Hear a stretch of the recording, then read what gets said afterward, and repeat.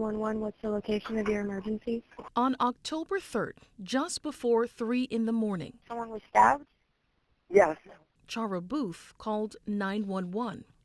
According to a grand jury indictment, her son, 30-year-old Javon Booth, attacked someone in her home with a knife, leading him to be charged with attempted murder, felonious assault, and aggravated burglary. According to the Franklin County Prosecutor's Office, he's also accused of stabbing his Lyft driver just a few hours earlier. Hello, 911. Hello, please helping me, please helping me. Prosecutors say the driver survived that attack, but they don't know the person's current condition. Javon is charged with felonious assault in that case. After his arrest, his mom, Chara, sat down with 10 Investigates. She says this could have been prevented if he'd been picked up by law enforcement and taken to the hospital for the mental health evaluation she requested days before. Regardless if he did it, if he didn't do it, regardless of the outcome, regardless of anything, he's sick. He should have never even been out to have had the opportunity to hurt anyone. Medical records show Javon has schizoaffective disorder. On September 18th, she called NetCare. They're contracted with Franklin County and 10 others to provide mental health evaluations. The goal would be to evaluate Javon and then ask a judge to issue a probate order, allowing law enforcement to pick him up and take him to the hospital for mental health treatment. If it's determined that he's a risk to himself or others, a court could order up to 90 days of that treatment. Records show that Javon had been threatening to kill others and that Chara was worried about him attacking people. They also show that a probate order was granted for fear that Javon was in psychosis. Chara was informed that the Franklin County Sheriff's Office would have 10 days to find him and pick him up, and if they didn't, she'd have to call back and start the process all over again. Chara tells 10 Investigates Javon wasn't picked up in time, and then she got sick. I thought, oh, it's a cold, I could shake it, but I felt really bad.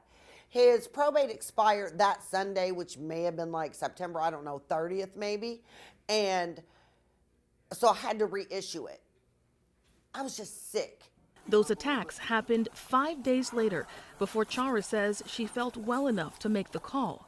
Now she's left with this question for the sheriff's office. Why did you not pick my child up, take my child to the hospital when you were supposed to do so, because that's your job? And it's not the first time she's had to ask this question. Hi. Did you call us? Yeah. Records show she called Columbus Police on May 7th after another probate order expired, telling officers about Javon's mental health diagnosis and that he tried to steal someone's gun.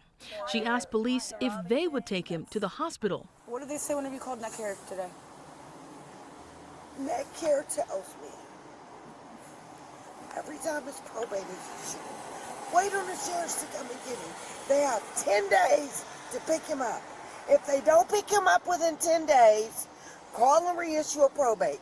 There have been times I've reissued a probate for 40 or 50 days in a row. When he ends up dead, and if he's not dead, if he kills somebody, they're going to try to give him the chair. I don't understand. In the end, Columbus Police did not take Javon to the hospital that night. All right, man, you're under arrest. 7 hours later, Javon was arrested by Groveport police, accused of trying to strangle a man. According to the warrant, he had a knife on him during the struggle. Javon is charged with felonious assault in that case.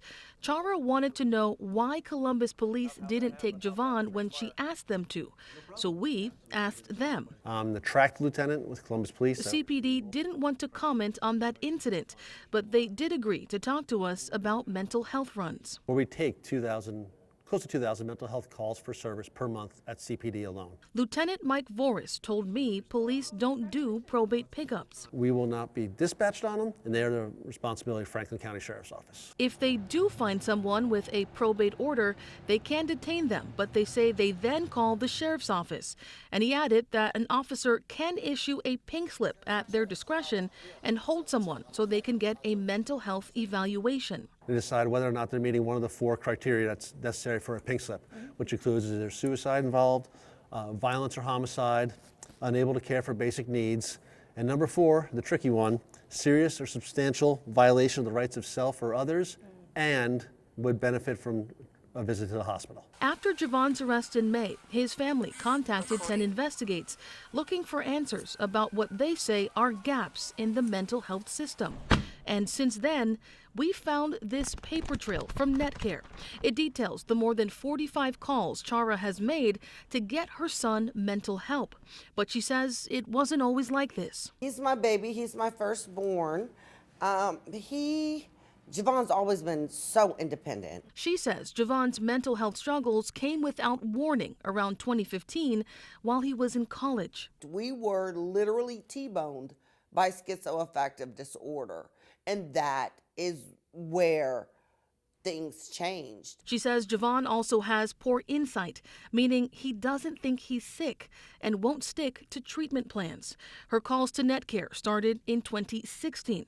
In the time since, Javon has had 31 probate orders issued for mental evaluation. It felt like every couple of months you'd have to call, he'd be hospitalized, they stabilize him, release him, he stops taking the meds, rinse and repeat. Absolutely. Is that essentially the cycle you've been kind of walking for 10 Yes, years? Exactly. So that is why he's been hospitalized over 50 times. Those records also list Javon as behaving violently or as a harm to others at least 20 times. Legally, Chara says she can't force her son to get mental health treatment, so she calls Netcare every time she notices a decline in his mental state. And over the last 9 years, on average, she's had to call every 3 to 4 months. They failed my son since a minimum of 2020. It's a journey that's led her to push for accountability, starting with the Franklin County Sheriff's Office.